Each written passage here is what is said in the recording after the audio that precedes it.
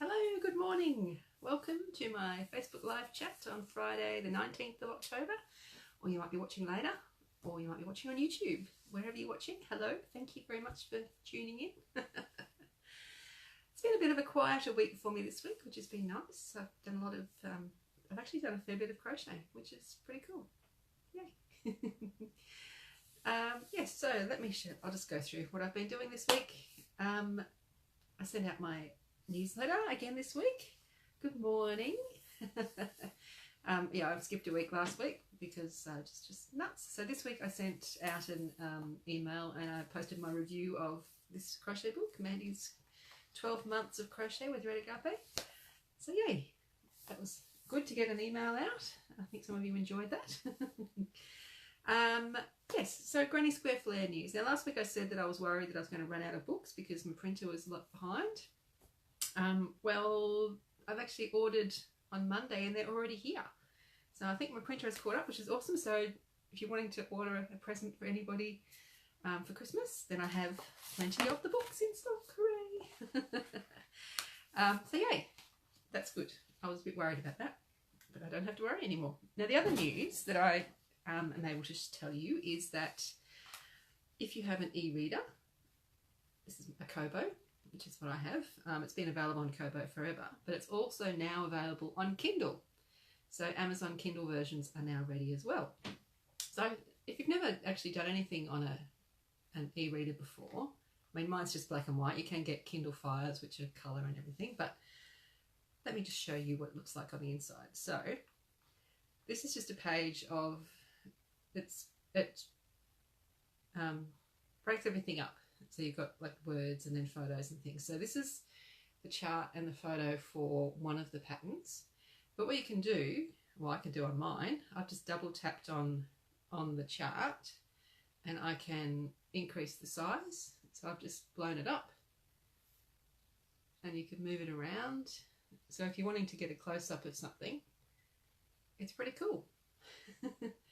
And you can flick through. There's the other colour versions, not that they're showing colour on mine. And then you have the pattern, all in text, but you can, on e-readers, you can change your font size and all sorts of things. I'll show you.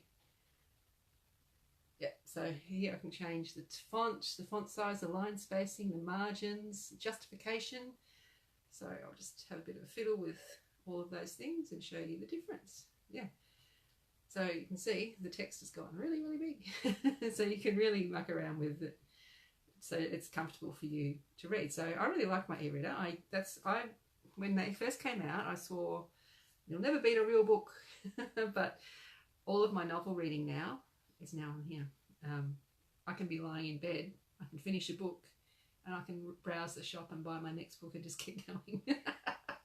So I really do love my e-reader. There are some books that I will always have in hard copy, like, you know, crochet books and things are great to have. But, you know, it's a good option. If you're travelling and want to take lots of things with you, I think it's a good option. So, anyway, it's available everywhere now. So, Kindle, Kobo, wherever you like, wherever you buy your digital books from, it should be available. If it's not somewhere and it should be, then let me know. So, yeah, good to get that done. It was a bit of a learning curve, actually. It shouldn't have been, but, yeah, just a bit different this time around. What else? Workshops. Make a Maker in Lygon Street, East Brunswick in Melbourne. I'm doing 2 workshops on the 24th of November. One of them is reading patterns and charts. So if you know the basics of crochet but don't know how to, I'm not confident reading patterns or have never read a pattern but can crochet a granny square, then I'll teach you how to read patterns and charts in that class. Or there's another class for more advanced people who just want to make some of the patterns from the book. So I'm going to be doing, depending on the class, 2 or 3 patterns from the book in the afternoon. So I'll pop a link down below to the website where you can make your bookings. So, I'm not sure. I haven't spoken to Emily, so I don't know how the bookings are going. It's been open for a couple of days. So yeah, hopefully there's some spots there. And also Julie Little Willie on the 1st of December. I don't think she's put anything up yet on that, but I'll let you know as soon as she does. All right, now, there I go laughing. I'm aware that I do have a loud laugh at times. and I'm quite excitable and I do enjoy what I do. So a couple of weeks ago, the day before I went to Sydney, Karen from Wool Gathering, we had a big long Skype session and she interviewed me. We had a bit of a discussion for her new podcast for Wool Gathering. So it's the second, there are two episodes out now. The first one was out about a month ago, so roughly about once a month she's putting one out, all about community in Australia and New Zealand, the wool community, wool and yarn community. So she does a review of something, talks about history of knitting and crochet and yarn, talks to Aussie and New Zealand designers and gets their stories and all sorts of things. So I was very, very lucky that I was included in her second episode. She reviewed my book, which was very lovely. I had to have it went up yesterday morning and I couldn't listen to it till yesterday afternoon, so I was a bit nervous, but I listened to it yesterday afternoon. And yes, if you enjoy listening to laughing, then listen to the podcast, because I certainly do a lot of it. I don't know if I was nervous or if I'm always that manically jolly like that. Anyway, it's me, I guess. So, but I don't listen to myself. So when I listen back to a whole interview with myself, I realised that I laughed a lot. So I really don't know if I was nervous or if it's just me or whatever. But anyway, I'm very happy with all the things that I said. It was fun.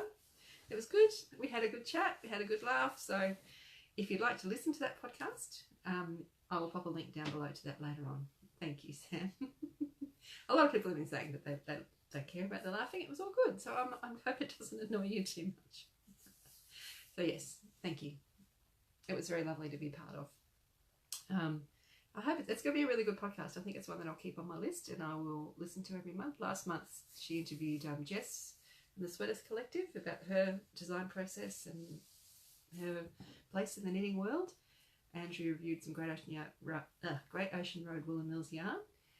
And yes, and there's also a giveaway I should mention too. I've given her a copy of my book, so if you listen to the podcast, there's a way for you to enter to win a copy too.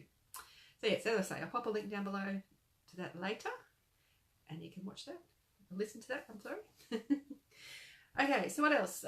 The Giantess Cowl, I put the last email out this week. So this week is all about joining and the border. So joining up the small and the big into a blanket and then adding the border. And some people have found that it's curling a little bit for them. It didn't curl a lot for me. It did a little bit, but it blocked out fine, as you can see. It's nice and flat. Yeah, all done. So there's a couple of people who have already done that, a couple of people who are in the process of joining, and a few people who are still working on the squares, and that's fine. It was always a very low-key, with no pressure, crochet along to do. So when you get time, you get time. I know, things just get in the way of crocheting sometimes. All right, so that's that. All finished, pretty much. Okay, so what else have I been doing? My next crochet along project, my big one. I've done a lot of work on that this week. I've spent a lot of time working on it, and I can say this is very impressive, I think. Look at that. A stack of 32 blocked, surface crocheted, like all of them. I've done surface crochet on all of them, blocked them all, 32. So that's just of one square. There's two other squares this size. I need to do 24 of one and 16 of the other. And then there's one big square that makes up the blanket. So it's going to be quite a large blanket and it's going to take quite a long while to do, but I've come up with a way. I've planned it out. I know how many weeks it's going to go. Pardon me. And I know roughly, I've got an idea when I want it to start, but I'm not going to announce that just yet because I want to make sure I get everything done before then. So, yay. I'm so pleased with that stack. Stacks are so satisfying. I'm itching to join, but I can't. I want to. But that's not all. I also started on the next one. I haven't blocked these yet, but I've done five of these. This is the puff square. I haven't come up with proper names for these yet. I will. So they're all done. Surface crochet, just not blocked yet. So that feels good. So 19 more of those to make. But it's been good. Now, I posted a picture of something the other day on Facebook and someone wanted to have a look at the back of what this surface crochet looks like. Ta-da! There you go. That's the back of mine. So it's just a very flat single line of different coloured yarn on the back. And here it is on the front. Whoops. So yeah, I can see I didn't weave an end in very well there. I can see that. I'm going to have to fix that. Yes. Oh, there we go. Much better. Yeah. So front and back. There's a little, you can see a little bit where I've woven in the ends, but it's the back. It's not too bad. So yes, yay, progress on that. Now I had a bit of, because I'm planning all the putting it together, what's going to be in it, and I always want to give everybody as much help as I can. So there were videos, of course, and hints and tips, and you know, detailed photos of any tricky bits. But it really is a very simple crochet along. I've made it like the Mayan and Giantess have been quite not well. They're more complicated than what a beginner could tackle, but this one will be one that a beginner can tackle. It's just solid squares with few, not very many different stitches, and in doing the same stitches in the same rounds generally. And they're solid, basic, simple squares. So I think it's going to be one that most people will be able to tackle with confidence. It will take some time because there's a lot of squares to make, but I actually really enjoyed it. Now, usually I say I hate making the same thing over and over again, but making that stack of 32 squares, I actually quite enjoyed. I just got into the flow. I think because the surface crochet is quite meditative, I find it quite meditative for me. It's almost like latch hooking, but without having to stop. You just constantly, it's just smooth, and yeah, it happened in no time at all really, so it was good. Hopefully everyone will feel the same way then they get to do it. I won't be sure. But anyway, I asked in my Facebook group, because I always include lots and lots of information, I asked how many people actually used the round by round photos that I had done for my past crochet along projects. Because I thought, you know, with video, a lot of people use video. I thought maybe the photos were superfluous. I got the message loud and clear they are not, that a lot of people actually prefer using the round by round photos to the videos, which I understand. It's a lot quicker. If you know pretty much what you want, but you just want to confirm that a stitch goes here, then it's good to have the photos there so you can flick to it, right, yes I am right, and keep going on, rather than looking for a video that might be, you know, 20 minutes, half an hour long, and have to find the row to work it out that way. So I get it, and a lot of people don't have access to internet to be able to look at YouTube videos all the time. So round by round photos are absolutely staying. In my head, I thought perhaps they weren't being used, but they absolutely are by a lot of people. So they are staying, and it's fine. I don't mind doing it at all. That's probably something I'm going to do next week, actually start the round by round photos. Yay. So the charts are, for all the small squares are made. I've just got the large one to be done. The small ones are all in testing at the moment. Yes, so that's good, but there's still a lot of other work for me to do. I've got to do the videos, the round by round photos, the editing, got to make the documents, got to write all the blog posts, emails, blah, blah, blah, blah, blah. Proofreading, tech editing, photography, lots and lots of things to be done. But I want to get the sample made. That's my main priority at the moment, get the blanket finished. So anyway, as soon as I know when it'll all be out, I will let you know. All right, now another thing that I have been doing this week is, a little while back, you might have heard, I submitted these 3 patterns for a book that's being produced over in Belgium. There's designers from all around the world, and there's going to be a book of 100 granny squares in it. And these are the 3 of these are my original versions that are going to be the patterns that are going to be in the book. Now, because there's so many different designers from all around the world, and we all have our own ways of doing things, and we all have our different crochet tensions and things, they're trying very hard to make, there's going to be 2 sizes of squares, and the 2 different sizes will have the same stitch counts and be the same size, which is very challenging